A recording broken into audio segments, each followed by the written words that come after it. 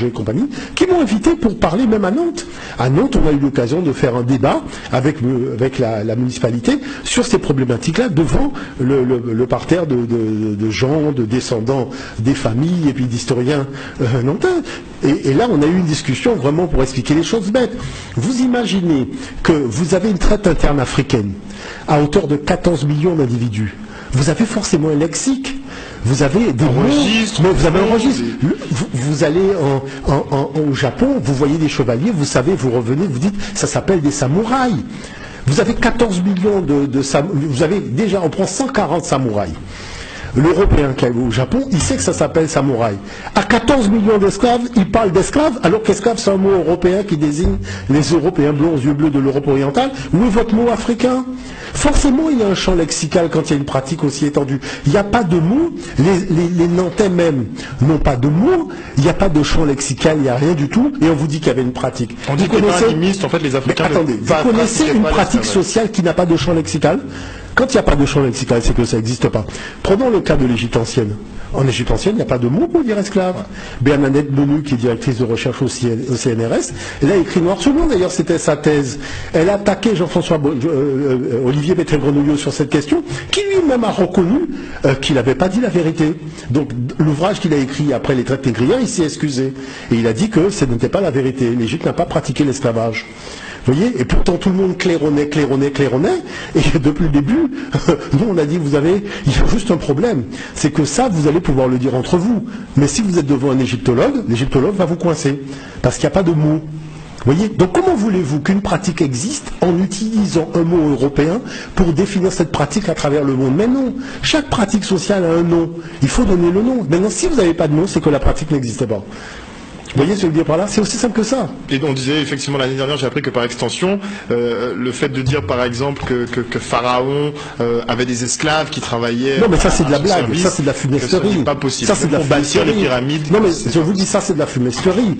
Parce qu'il y a quand même une liste d'égyptologues qui ont quand même fait leur thèse. Je tiens quand même à rappeler que Bernadette Menu est directrice du CNRS. Et c'est elle qui a dit même dans le cadre privé ça n'existait pas.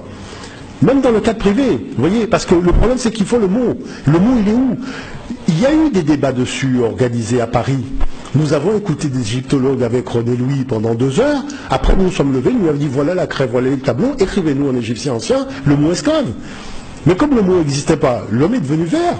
Parce qu'il sait très bien que ça fait 2 heures qu'il raconte des histoires d'honneur debout. C'est de ça dont nous parlons. Vous voyez ce que je dis par là?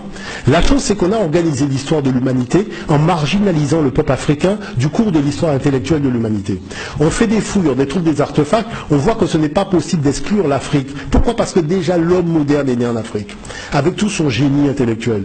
Comment pouvez-vous raconter l'histoire intellectuelle de l'humanité en mettant toute l'humanité africaine de côté, alors que l'homme moderne est né en Afrique 350 000 ans avant les autres? Vous voyez pas qu'il y a un problème? Alors c'est quoi la mode? C'est de dire c'est les extraterrestres, les extraterrestres.